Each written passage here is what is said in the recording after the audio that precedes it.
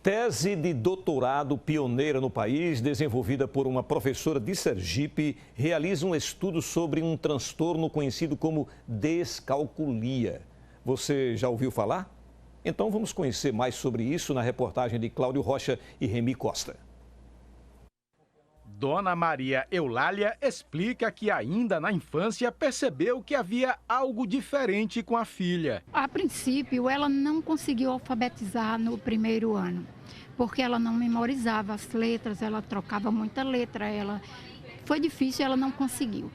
Depois ela cursou com algumas dificuldades, especialmente na matemática, no português.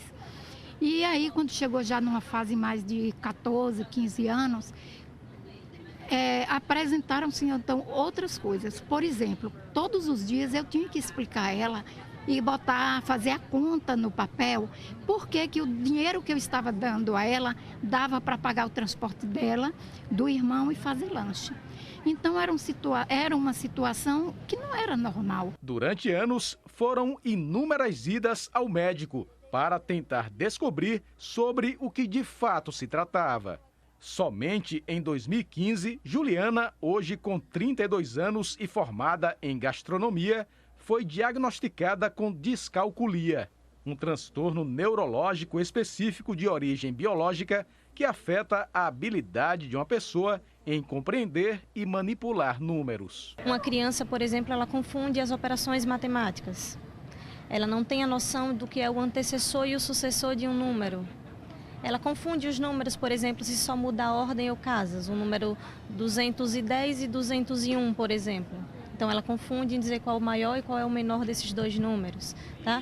Ela não consegue calcular mentalmente algumas vezes, ou calcular um número decimal, ou fazer divisões de fração, metade de 3, por exemplo, 1,5. E com uma criança, usualmente a gente faz uma pizza, um cálculo de fração. Uma pessoa descalcúlica, ela tem essa dificuldade mais severa em compreender, mesmo partindo do concreto para a abstração. Problema na memória, os descalcúlicos eles apresentam problema de memória também.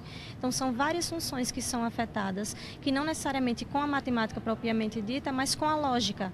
E aí isso interfere na vida do ser humano. A pesquisadora desenvolveu uma tese de doutorado pioneira no Brasil, com o objetivo de compreender como a neurociência educacional pode auxiliar no tratamento de pessoas diagnosticadas com o transtorno. O estudo de caso foi realizado através de intervenções com Juliana.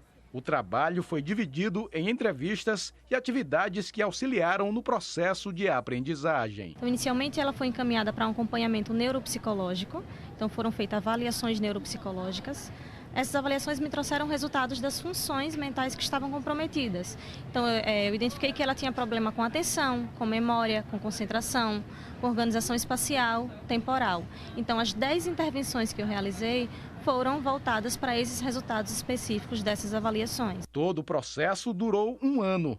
Nesse período, Juliana apresentou avanços significativos. Eu tinha dificuldade em decorar meu CPF, em fazer transações, em ir ao banco sacar dinheiro, em guardar números. Aí com esse avanço eu consegui melhorar muito nesse aspecto. Estudos indicam que entre 3% e 6% da população mundial apresenta descalculia. Na tese de doutorado, a professora defende que a pessoa pode avançar no processo de aprendizagem mesmo com transtorno. Os profissionais da educação conheçam as características desse transtorno, principalmente o professor, que é o profissional que está em contato direto com essa criança, com esse adolescente em sala de aula, para que ele possa identificar e buscar tratamentos específicos.